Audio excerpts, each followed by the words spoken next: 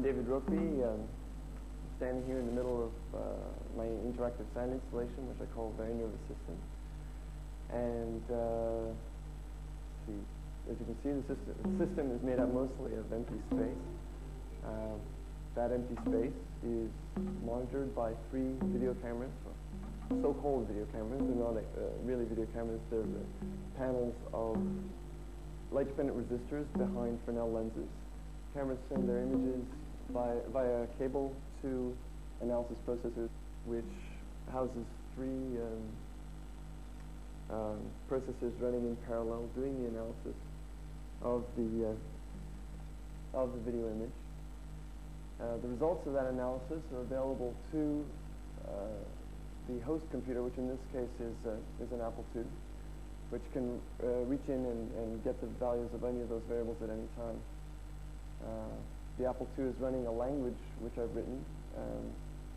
The language allows me to take those variables and translate them through any kind of algorithmic transformations into sound by controlling a synthesizer through a MIDI interface.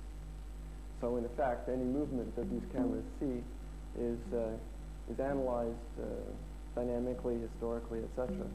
And the information results in music, which is responding to movement. So this piece starts with taking small gestures as sort of a percussion control thing. It's a little hard to show precisely, but if I move within the established rhythm, I can pull those drums out as I want. If I syncopate, I get a different sound. So anyway, that's one way. You're playing within rhythms, you can pull a different instrument. If I move a little more, start to pull in different instruments. And again, the response is basically a question of dynamics.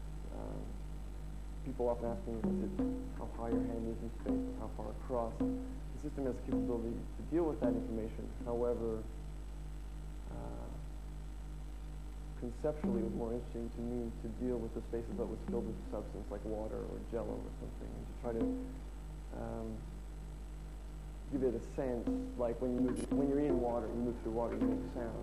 Well, I want people to have to learn how to swim through this space, so, in a sense. So I want to give it a dynamic reality, a responsive reality. And I want to make it a medium in itself.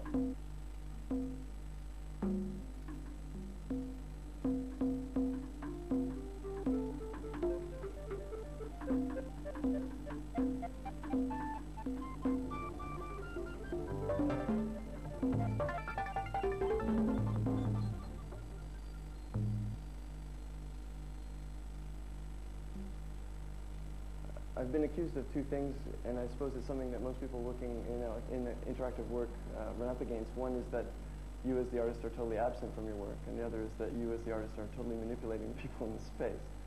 It seems to me that working in this kind of area, you're always seeking a sort of balance, an interactive balance. So in this situation, I'm trying to use as much the intelligence of the person in the space as any intelligence I can squeeze out of the electronics. Hopefully the music that's resulting from their movements is also informing and modifying the movements of the person who's in the space, so that the feedback is a mutual sort of thing.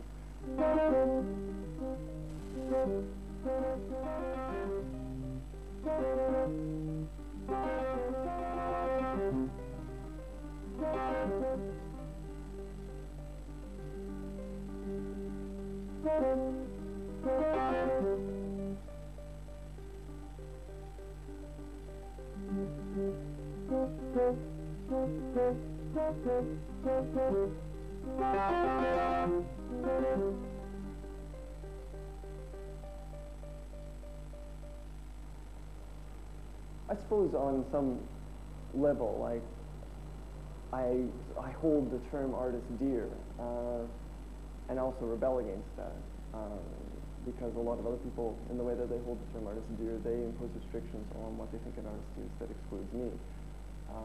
Ultimately, what's important to me is what I'm doing intrigues me, and that it is an integral and coherent use of my various abilities and interests, and if one wants to call that art, then that's great, and if they don't, well, I'm not going to quibble, I'm not going to stop doing it, and I'm not going to argue with them about the definition of art.